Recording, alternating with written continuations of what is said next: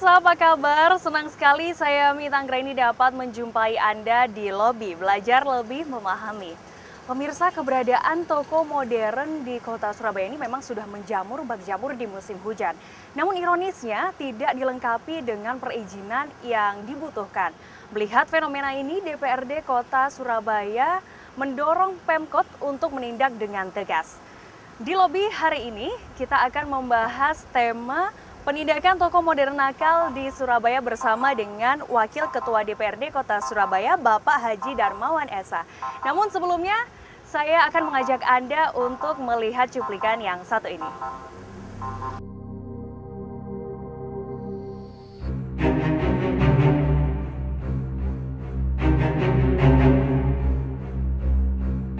Keberadaan toko modern di Surabaya dari tahun ke tahun selalu bertumbuh bak jamur di musim penghujan. Sayangnya pertumbuhan itu tak dibarengi dengan tertib administrasi. Dengan dalih usaha dijalankan terlebih dahulu sambil tunggu selesai perizinannya. Persoalan ini menjadi klasik karena setiap tahun DPRD Kota Surabaya selalu mengintervensi penertiban tempat usaha modern yang tak berizin. Namun dengan dalih untuk pertumbuhan investasi, Pemkot Surabaya tidak berani menertibkannya dengan tegas. Banyak izin yang salah peruntukan. Izin semula hanya rumah, ternyata sudah berubah menjadi tempat usaha.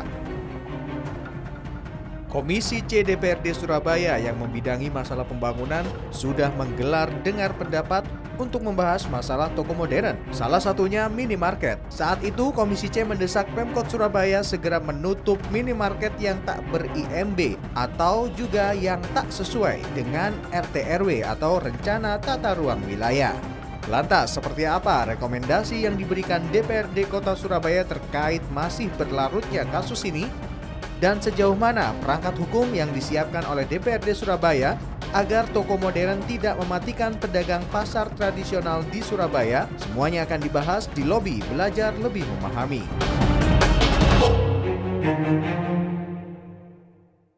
Halo Bapak, apa kabar? Saat ini pemirsa, saya sudah berada di ruangan Bapak Wakil Ketua DPRD Kota Surabaya, Bapak Haji Darmawan SH. Iya. Bagaimana kabarnya Bapak? Sehat ya? Alhamdulillah sehat. Nah ini Pak, saat ini tuh kan kita mau memperbincangkan ini tentang penindakan toko modern yang kadang-kadang itu nggak ada izinnya. Ini sebenarnya total pasar modern di Kota Surabaya ini ada berapa Pak? Kalau data yang masuk di kantor kami DPRD ini sementara ada 400 lebih. Itu toko modern yang sudah beroperasi. Ada 420 sekian lah kurang lebih. Dan itu sendiri yang punya izin cuma 100 lebih. Hanya 100 lebih ya? Jadi boleh dibilang 75 atau 80% itu rata-rata tidak berizin. Seperti itu. Ya. Ini sebenarnya untuk mendirikan sebuah toko modern atau toko apapun, misalnya kelontong, itu apakah memerlukan perizinan? Perizinan itu seperti apa perizinan yang dibutuhkan? Oh pasti, jadi setiap pelaku usaha, entah itu pasar tradisional ataupun pasar modern ataupun yang lainnya, pasti harus melakukan pengurusan izin-izin. Jadi seperti sekarang ini toko modern atau pasar tradisional sebelum dia mendirikan bangunan itu dia harus mengajukan studi kelayakan dulu. Nanti kayak toko modern itu kira-kira di sana itu sudah ada toko tidak, dan di sana itu sudah ada pasar atau toko tradisional enggak. Nanti yang sudah lama yang biasa berjalan ini kan toko tradisional kan toko-toko kelontong, Iya, toko-toko kelontong. Ada di perkampungan, yang ada di warga-warga perumahan itu. Nah itu terkait, jadi toko-toko yang sudah ada itu paling enggak harus berjarak kurang lebih 500 meter. Biasanya 500 meter. Ya, itu dari toko kelontong atau pasar tradisional yang sudah ada itu. Nah, terus yang pelaku usaha toko modern ini juga dengan pemerintah kota ini harus melakukan studi kelayakan dulu. Ada uji studi kelayakan dulu ya? Ada. Seperti apa itu Pak? Itu untuk pendirian izin usaha toko modern yang biasa dikenal IUTM. Nah, jadi itu sebelum IMB diturunkan dan izin-izin yang lain nanti ada dari AMDAL lingkungan, mungkin dari AMDAL perhubungan, mengganggu lalu lintas umum atau enggak. Begitu. Nah, seperti itu. Oh begitu. Nah ini kan biasanya Bapak mengatakan berjarak 500 meter. Tapi kita masih sering menjumpai ini malah justru bersebelahan, Pak. Kadang-kadang dua toko modern ini justru dibangun bersebelahan. Saling itu. bersaing. Iya, saling bersaing. Itu menurut Bapak seperti gimana itu? Nah, makanya itu justru kelemahan kita di Surabaya itu seperti itu. Perwali memang belum ada yang mengatur hal tersebut. Kalau kita ambil contoh di Jakarta itu lebih tegas lagi.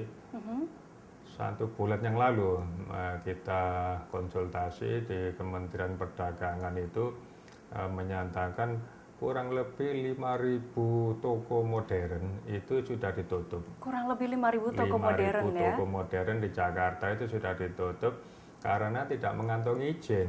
Tidak mengantongi izin. Tidak punya izin, ya.